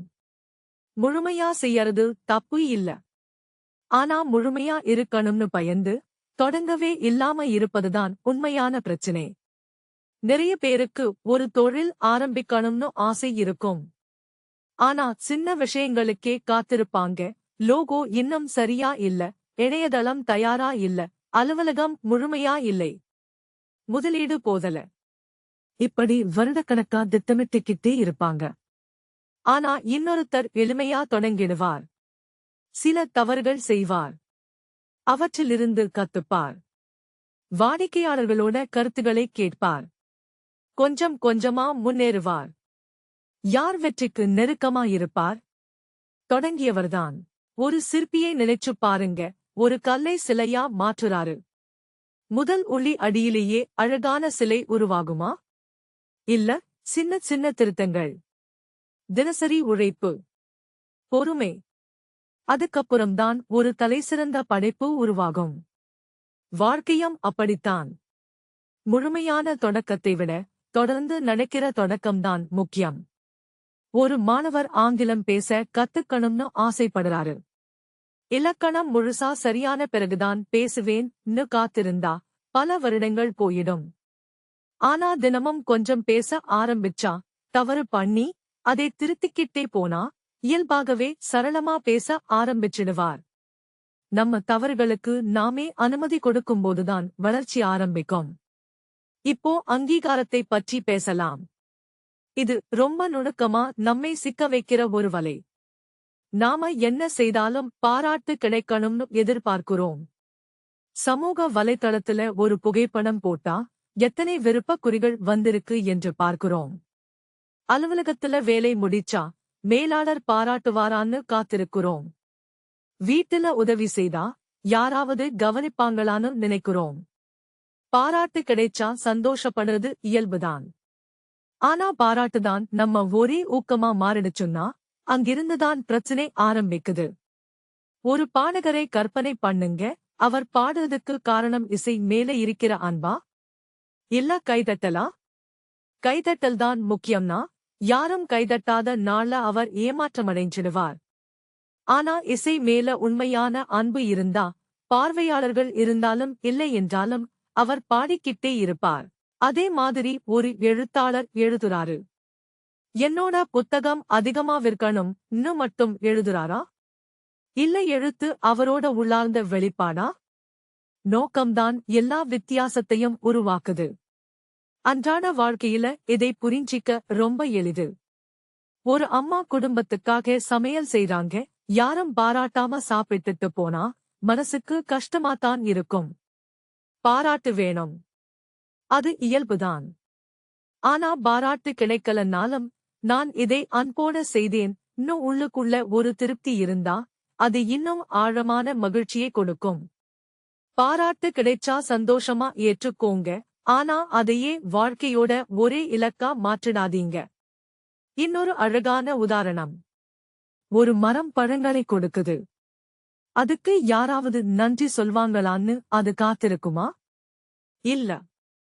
சூரியன் தினமும் ஒளியை கொடுக்குது. யாராவது பாராட்டுறாங்களான்னு பார்த்துத்தான் உதயமாகுதா? இல்ல. இயற்கையில இருக்கிற எல்லாமே தன்னோட இயல்புப்படி செயல்படுது. அதே மாதிரி நாமும் நம்மால முடிஞ்ச சிறந்ததை செய்யணும். அதுக்கப்புறம் கிடைக்கிற முடிவுகள், பாராட்டுகள், விருதுகள், அங்கீகாரங்கள், இவை எல்லாமே கூடுதலா கிடைக்கிற பரிசுகள். நம்ம மதிப்பு மற்றவர்களோட கருத்துக்களை மட்டும் சார்ந்து இருக்கக்கூடாது. இன்னொரு முக்கியமான விஷயம், அகங்காரம், முழுமைத்தன மனப்பான்மை, அங்கீகாரம், இந்த மூன்றுக்கும் பொதுவான ஒரு வேர் இருக்கு. அது பயம். நம்மை நிராகரிச்சிடுவாங்களோன்னு பயம். நீ போதுமானவன் இல்லன்னு சொல்லிடுவாங்களோன்னு பயம். மற்றவர்களை விட நான் குறைவா தெரிஞ்சிடுவேனோன்னு பயம். இந்த பயம் கொஞ்சம் கொஞ்சமா கரைய ஆரம்பிச்ச உடனே நாம இயல்பாகவும் சுதந்திரமாகவும் வேலை செய்ய ஆரம்பிப்போம். ஒரு குழந்தை படம் வரையும்போது விருதை பற்றி யோசிக்காது. கோடுகள் முழுமையா இருக்கணும்னு யோசிக்காது. யாராவது பாராட்டுவாங்களான்னு யோசிக்காது. அது மனசு சொல்லுறதை மட்டும் வரையும். அதனாலதான் அந்த ஓவியத்துல ஒரு கள்ளமில்லாத அழகு இருக்கும். பெரியவங்களான நாமும் அந்த இயல்பான மனநிலையை மறுபடியும் கண்டுபிடிக்க முயற்சி செய்யணும். அன்றாட வாழ்க்கையில ஒரு சின்ன பழக்கத்தை உருவாக்கலாம். இன்னைக்கு நான் செய்ற வேலையை முழு மனசோட செய்யலாமா? முடிவுகளைப் பற்றி கொஞ்சம் குறைவா யோசிக்கலாமா? மற்றவர்களோட கருத்தை விட என்னோட நேர்மையை அதிகமா மதிக்கலாமா? இந்த 3 கேள்விகளையும் தினமும் நமக்கே கேட்டுக்கிட்டே இருந்தா மனசு ரொம்ப லேசா மாற ஆரம்பிக்கும். இந்த தலைப்போட மையக் கருத்து ரொம்ப சக்தி வாய்ந்தது.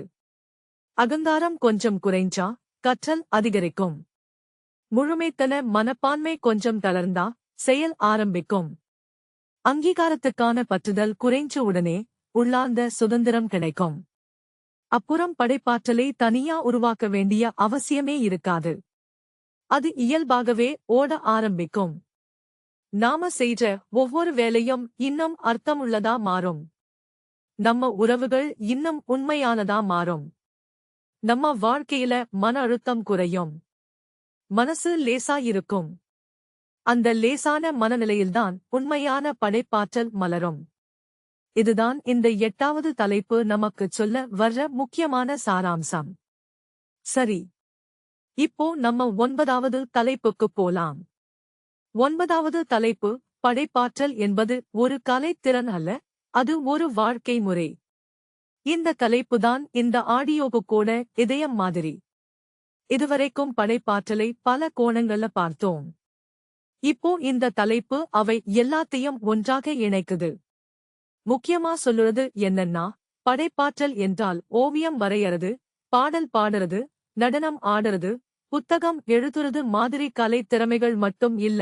படைப்பாற்றல் என்றால் நாம எப்படி வாழ்றோம், எப்படி சிந்திக்கிறோம், எப்படி எதிர்வினை கொடுக்கிறோம், எப்படி ஒவ்வொரு நாளையும் அனுபவிக்கிறோம் என்பதைக் காட்டுற ஒரு வாழ்க்கை முறை. கொஞ்சம் ஒரு கேள்வி. ஒரு மருத்துவர் படைப்பாற்றல் மிக்கவரா இருக்க முடியுமா? கண்டிப்பா முடியும். ஒரு விவசாயி படைப்பாற்றல் மிக்கவரா இருக்க முடியுமா? நிச்சயமா முடியும். ஒரு பேருந்து ஓட்டுநர், ஆசிரியர், பொறியாளர், தையல்காரர், இல்லத்தரசி, மெக்கானிக், கடை உரிமையாளர், இவங்க எல்லாரும் படைப்பாற்றல் மிக்கவர்களா இருக்க முடியுமா? கண்டிப்பா முடியும். ஏன்னா படைப்பாற்றல் தொழில்ல இல்ல, அது நம்ம அணுகுமுறையில இருக்கு. ஒரு அரசு பள்ளி ஆசிரியரை கற்பனை பண்ணுங்க, அதே பாடத்திட்டம், அதே புத்தகம். ஆனா அவர் மாணவர்களுக்கு கதைகள் சொல்லுறார். விளையாட்டுகளை பயன்படுத்துறார். நிஜ வாழ்க்கை உதாரணங்களைச் சொல்றார். அதனால மாணவர்கள் ஆர்வத்தோட வகுப்புக்கு வர்றாங்க. அதே பள்ளியில இன்னொரு ஆசிரியர் புத்தகத்துல இருக்கிறதை படிச்சுட்டு வகுப்பை முடிச்சிடுறார். வித்தியாசம் என்ன? அறிவு இருவருக்கும் ஒரே மாதிரிதான். ஆனா வாழ்க்கையை அணுகுற விதம் வேற. படைப்பாற்றல் நாம செய்ற வேலையே உயிரோட்டமுள்ளதா மாற்றுது. ஒரு சாலையோர டீக்கடையை கற்பனை பண்ணுங்க, அவர் டீதான் விற்குறாரு. ஆனா வாடிக்கையாளர் வந்தா பெயரை நினைவுல வைத்திருப்பார். புன்னகையோட பேசுவார். கொஞ்சம் அன்பா விசாரிப்பார். டீயே சுத்தமா, அழகா பரிமாறுவார். வாடிக்கையாளருக்கு அக்கறை உணர்வு கிடைக்கும். டீதான் அந்த கடையோட பொருள். ஆனா அனுபவம்தான் படைப்பாற்றல். அதனாலதான் சில கடைகளுக்கு மறுபடியும் போகணும்னு தோணும். வாழ்க்கையில படைப்பாற்றல் என்றால் பெரிய கண்டுபிடிப்புகளை உருவாக்குறது மட்டும் இல்ல, சாதாரணமான விஷயங்களுக்கே அசாதாரணமான கவனத்தை கொடுக்கிறதுதான். ஒரு அம்மா வீட்டை சுத்தம் செய்றாங்க. அதை ஒரு சுமையா பார்க்கலாமா? பார்க்கலாம். அல்லது இந்த வீடுதான் என் குடும்பம் சந்தோஷமா வாழ்ற இடம்னு பார்க்கலாமா? அதையும் பார்க்கலாம். வேலை அதேதான். உணர்வு வேறு. விளைவும் வேறு. தினமும் காலை காபி தயாரிப்பதில் கூட படைப்பாற்றல் இருக்கலாம். அலுவலகத்துல ஒரு விளக்க காட்சியை தயாரிப்பதில் கூட படைப்பாற்றல் இருக்கலாம். நண்பருக்கு பிறந்தநாள் வாழ்த்து சொல்வதில் கூட படைப்பாற்றல் இருக்கலாம். குழந்தைக்கு தூங்குறதுக்கு முன்னாடி கதை சொல்வதில் கூட படைப்பாற்றல் இருக்கலாம். படைப்பாற்றல் என்றால் மனப்பூர்வமான ஈடுபாடு. இந்த தலைப்பு இன்னொரு முக்கியமான விஷயத்தையும் சொல்லுது. நடைமுறை வாழ்க்கை இருப்பது தப்பே இல்ல. ஆனா அந்த நடைமுறை இயந்திரத்தனமா மாறக்கூடாது. தினமும் அதே சாலையில்தான் அலுவலகத்துக்கு போறோம். ஒரு நாள் வானத்தை கவனிங்க, இன்னொரு நாள் சூரிய உதயத்தை ரசிங்க, ஒரு நாள் பறவைகளோட குரலை கேளுங்க, இன்னொரு நாள் கைபேசி இல்லாம கொஞ்சம் நடந்து பாருங்க. பாதை அதேதான். ஆனா அனுபவம் புதுசா இருக்கும். ஏன்னா நீங்க அதை விழிப்புணர்வோட அனுபவிக்கிறீங்க. வாழ்க்கை ரொம்ப சலிப்பா இருக்கு இன்னும் நிறைய பேர் சொல்வாங்க. உண்மையில வாழ்க்கை சலிப்பானதா? இல்ல. நம்ம கவனிக்கும் திறன்தான் சலிப்பா மாறிடுச்சு. சின்ன குழந்தைகள் ஒரு வண்ணத்து பூச்சியை பார்த்தாலே எவ்வளவு உற்சாகப்படுவாங்க, ஒரு வானவில்லை கண்டாலே எவ்வளவு சந்தோஷப்படுவாங்க, ஒரு பலூன் கூட அவங்களுக்கு பெரிய உலகமா தோணும். ஆனா நாம பெரியவங்களா ஆன பிறகு அந்த ஆச்சரிய உணர்வை மெதுவா இழந்துட்டோம். படைப்பாற்றல் என்றால் அந்த வியப்பையும் ஆச்சரியத்தையும் மறுபடியும் கண்டுபிடிப்பது. ஒரு புகைப்பட கலைஞரை கற்பனை பண்ணுங்க. 2 பேரும் ஒரே கடற்கரைக்கு போறாங்க. ஒருத்தர் சில புகைப்படங்கள் எடுத்துட்டு திரும்பி வந்துடுறாரு. இன்னொருத்தர் சூரிய அஸ்தமனத்தோட ஒளியையும் அலைகளோட ஓசையையும் விளையாடுற குழந்தைகளையும் கை கோர்த்துக்கிட்டு நடக்குற வயதான தம்பதியையும் வானத்துல பறக்குற பறவைகளையும் கவனிக்கிறாரு. கேமரா அதேதான். கடற்கரை அதேதான். வித்தியாசம் கவனிக்கும் பார்வையில்தான்.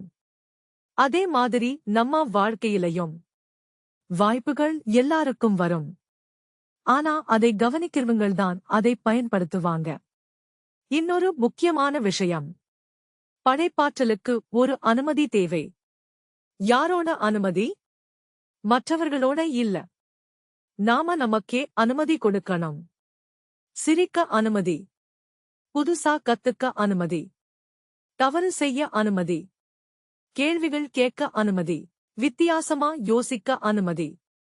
இந்த அனுமதியை நமக்கே கொடுக்காம மற்றவர்கள் என்ன சொல்வாங்கன்னு காத்துக்கிட்டே இருந்தா வாழ்க்கை முழுக்க தள்ளிப் போயிட்டே இருக்கும். ஒரு விதை மண்ணுக்குள்ள இருக்கும்போது பாதுகாப்பாத்தான் இருக்கும். ஆனா அது மரமா வளரணும்னா அதோட ஓடு உடையணும். அதே மாதிரி நம்ம பழைய நம்பிக்கைகள்ல சில உடையணும். அப்போதான் ஒரு புதிய வாழ்க்கை ஆரம்பிக்கும். அன்றாட வாழ்க்கையில படைப்பாற்றலை வளர்க்க பெரிய மாற்றங்கள் தேவையில்லை. காலை எழுந்த உடனே நன்றியுணர்வை உணரலாம். அலுவலகத்துல யாராவது நல்ல வேலை செய்தா மனப்பூர்வமா பாராட்டலாம். வீட்டுல குடும்பத்தோட மனம் திறந்து பேசலாம். வார இறுதியில் ஒரு புதிய இடத்துக்கு போகலாம். புதிய சமையல் குறிப்பை முயற்சி பண்ணலாம். புத்தகம் படிக்கலாம். ஒரு மரம் நடலாம். இசை கத்துக்கலாம். தினக்குறிப்பு எழுதலாம். இந்த சின்ன சின்ன செயல்களே நம்ம வாழ்க்கைக்கு புதிய புத்துணர்ச்சியை கொண்டு வரும். இன்னொரு அழகான உதாரணம். ஒரு இசைக்கலைஞர் தினமும் பயிற்சி செய்றாரு. ஏன்னா அது மேடையில நிகழ்ச்சி நடத்துறதுக்காக மட்டும் இல்ல. இசை அவரோட வாழ்க்கை. அதே மாதிரி படைப்பாற்றலும் ஒரு நிகழ்ச்சியா இருக்கக்கூடாது. அது அன்றாட பழக்கமா இருக்கணும். தினசரி சிந்தனையில இருக்கணும். தினசரி உறவுகள்ல இருக்கணும். தினசரி வேலையில இருக்கணும். தினசரி முடிவுகள்ல இருக்கணும். அப்போதான் படைப்பாற்றல் தனியா ஒரு செயல்பாடா தெரியாது. அது நம்ம ஆளுமையோட ஒரு பகுதியாக மாறிடும். வாழ்க்கையில பிரச்சனைகள் எப்போதும் இருக்கும். மன அழுத்தம் இருக்கும். சவால்கள் இருக்கும். எதிர்பாராத சூழ்நிலைகளும் வரும். ஆனா படைப்பாற்றல் நிறைந்த மனப்பான்மை இருந்தா இதுக்கு வேற என்ன தீர்வு இருக்கலாம் யோசிப்போம். இயந்திரத்தனமான மனப்பான்மை இருந்தா இது முடியாத விஷயம் சொல்லிட்டு நின்றுடுவோம். இதுதான் வித்தியாசம். படைப்பாற்றல் நமக்கு புதிய சாத்தியங்களை பார்க்க கத்துக் கொடுக்கும். பயத்தை விட ஆர்வத்தை தேர்ந்தெடுக்க கத்துக் கொடுக்கும். இயந்திரத்தனத்தை விட விழிப்புணர்வை தேர்ந்தெடுக்க கத்துக் கொடுக்கும். ஒப்பீட்டை விட தனித்துவத்தை தேர்ந்தெடுக்க கத்துக் கொடுக்கும். இந்த தலைப்போட முக்கியமான சாராம்சம் ரொம்ப ஊக்கமளிக்கக்கூடியது. படைப்பாற்றல் என்றால் சான்றிதழ் இல்ல, விருது இல்ல. திறமைகளை போட்டி போட்டு நிரூபிக்கிற விஷயமும் இல்ல. அது ஒரு வாழ்க்கை முறை. ஒவ்வொரு நாளும் கொஞ்சம் விழிப்புணர்வோட வாழ்றது. ஒவ்வொரு உறவுலையும் அன்பை கொண்டு வரது. ஒவ்வொரு வேலையிலையும் நேர்மையான ஈடுபாட்டை கொடுக்கிறது. ஒவ்வொரு சவாலிலையும் புதிய சாத்தியங்களை பார்க்கிறது. இவை எல்லாம் சேர்ந்தா படைப்பாற்றல் நம்ம வாழ்க்கையோட இயல்பான மூச்சு மாதிரி மாறிடும். அப்புறம் நாம செய்ற ஒவ்வொரு சின்ன வேலையும் அர்த்தமுள்ளதா மாறும். சாதாரணமான தருணங்களே மறக்க முடியாத நினைவுகளா மாறும். நம்ம வாழ்க்கை வெறுமனே உயிர் வாழ்ற பயணமா இல்லாமல் முழுமையா அனுபவிக்கிற அழகான ஒரு பயணமா மாறிடும். இதுதான் இந்த 9வது தலைப்பு நமக்குச் சொல்ல வர்ற உண்மையான சாராம்சம். சரி, இப்போ நம்ம 10வது இந்த ஆடியோவுக்கோட கடைசி தலைப்புக்கு போலாம். 10வது தலைப்பு படைப்பாற்றல் நிறைந்த விழிப்புணர்வின் மூலம் சுய மாற்றம். இந்த தலைப்புதான் இந்த புத்தகத்தோட முழு சாராம்சத்தையும் ஒரே இடத்துல இணைக்குது. இதுவரைக்கும் நாம படைப்பாற்றல், தனித்துவம், விழிப்புணர்வு, அன்பு, வேலை, அகங்காரம், வளர்ச்சி இப்படி பல விஷயங்களை பார்த்தோம். இப்போ இந்த கடைசி தலைப்பு சொல்லுறது என்னன்னா, இந்த எல்லா குணங்களும் நம்ம வாழ்க்கையில மெதுவா வளர ஆரம்பிச்சா நம்ம வேலை மட்டும் மாறாது. நம்ம முழு ஆளுமையே கொஞ்சம் கொஞ்சமா மாற ஆரம்பிக்கும். சுய மாற்றம் என்றால் ஒரே நாள்ல நடக்கிற மாற்றம் இல்ல. ஒரு நாள் காலை எழுந்த உடனே இப்போ நான் முழுசா வேற மனிதன் ஆகிடுவோம்னு அர்த்தமில்லை. அது ரொம்ப இயல்பான, ரொம்ப அமைதியான ஒரு பயணம். ஒரு வண்ணத்து பூச்சியோட வாழ்க்கையை நினைச்சு பாருங்க. முதல்ல அது ஒரு புழு. அப்புறம் கூட்டுப்புழு நிலை. அதுக்கப்புறம்தான் அழகான வண்ணத்து பூச்சியா வெளிவரும். அந்த மாற்றம் ஒரு நொடியில நடக்கல. அது நேரம் எடுத்துக்கிட்டது. இயற்கையோட விதிப்படி மெதுவா நடந்தது.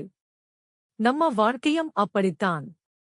தினமும் கொஞ்சம் விழிப்புணர்வை பயிற்சி செய்றோம். கொஞ்சம் ஒப்பீட்டை விட முயற்சி செய்றோம். கொஞ்சம் பயத்தை விடுறதுக்கு பயிற்சி செய்றோம். கொஞ்சம் அன்போட வேலை செய்ய முயற்சி செய்றோம். இந்த சின்ன சின்ன மாற்றங்கள்தான் ஒரு நாள் பெரிய சுய மாற்றமா மலரும். ஒவ்வொரு நாளும் கொஞ்சம் ஆழமான மன அமைதி. ஒவ்வொரு நாளும் கொஞ்சம் அதிகமான சுதந்திரம். ஒவ்வொரு நாளும் கொஞ்சம் அதிகமான அன்பு. ஒவ்வொரு நாளும் கொஞ்சம் அதிகமான படைப்பாற்றல். இதுதான் உண்மையான வெற்றி. இந்த தலைப்போட முக்கியமான சாராம்சம் ரொம்ப ஆழமானது. உண்மையான சுய மாற்றம் வெளியில் கிடைக்கிற சாதனைகள்ல இருந்து ஆரம்பிக்காது. அது நம்ம உள்ளே உருவாகிற விழிப்புணர்விலிருந்துதான் ஆரம்பிக்கும். நம்ம சிந்தனைகள் கொஞ்சம் தெளிவா மாறும்போது, உணர்வுகள் ஆரோக்கியமா ஓட ஆரம்பிக்கும்போது, அகங்காரம் மெதுவா கரைய ஆரம்பிக்கும்போது, அன்பு இயல்பாக அதிகரிக்கும்போது, படைப்பாற்றல் நம்ம வாழ்க்கையோட இயல்பான வெளிப்பாடா மாறிடும். அப்புறம் நாம வெறும் ஒரு தொழிலைச் செய்ற மனிதரா மட்டும் இருக்க மாட்டோம். வெறும் பொறுப்புகளை முடிக்கிற ஒருவரா மட்டும் இருக்க மாட்டோம். விழிப்புணர்வோட, அர்த்தமுள்ளதா, மகிழ்ச்சியோட வாழ ஆரம்பிப்போம். ஒவ்வொரு நாளும் ஒரு புதிய வாய்ப்பா தோணும். ஒவ்வொரு அனுபவமும் நம்மை இன்னும் முதிர்ச்சியானவராகவும், இன்னும் அமைதியானவராகவும், இன்னும் படைப்பாற்றல் மிக்கவராகவும் மாற்றுற ஒரு அழகான சந்தர்ப்பமா மாறிடும். இதுதான் இந்த கடைசி தலைப்பு நமக்குச் சொல்ல வர அழகான சாராம்சம். அவ்வளவுதான் மக்களே. இன்னைக்கு இந்த ஆடியோவுக்குள்ள இந்த புத்தகத்தோட முழு சாராம்சத்தையும் நாம ஆழமா பார்த்தோம். இந்த பயணம் உங்களுக்கு பயனுள்ளதாவும் சிந்திக்க வைப்பதாவும் இருந்திருக்கும் என்று நம்புறேன். இந்த புத்தகத்தோட மிகப்பெரிய செய்தி என்னன்னா, படைப்பாற்றல் என்பது ஒரு திறமை இல்ல, அது ஒரு வாழ்க்கை முறையும். நம்ம உண்மையான தனித்துவத்தை ஏற்றுக்கொள்வது, பயத்தையும் ஒப்பீட்டையும் மெதுவா விடுவது, விழிப்புணர்வோட வாழ கத்துக்கொள்வது, அன்போட வேலை செய்வது, ஒவ்வொரு நாளும் புதுசா கத்திக்கிட்டு வளர்வது, இதெல்லாம் சேர்ந்துதான் ஒரு படைப்பாற்றல் நிறைந்த வாழ்க்கையை உருவாக்கும். வாழ்க்கையை வெறுமனே கடந்து போகாமல் ஒவ்வொரு தருணத்தையும் முழுமையா அனுபவிக்க ஆரம்பிச்சா நம்ம உள்ளே இருக்கிற உண்மையான மகிழ்ச்சியும் அமைதியும் படைப்பாற்றலும் தானாகவே மலர ஆரம்பிக்கும். அந்த அழகான பயணத்துக்குத்தான் இந்த புத்தகம் நம்மை அழைக்குது. இந்த ஆடியோபுக் உங்களுக்கு பிடிச்சிருந்தா உங்க நண்பர்களுக்கும் குடும்பத்தினருக்கும் பகிர்ந்து கொள்ளுங்க. இதே மாதிரி இன்னும் நிறைய ஆழமான புத்தகங்களோட சாராம்சத்தை தமிழ்ல கேட்க நம்ம சேனலை ஆதரிக்க மறக்காதீங்க. மீண்டும் உங்களை அடுத்த ஆடியோக்குள்ள சந்திக்கிற வரைக்கும் நன்றி. தேங்க்யூ. பை.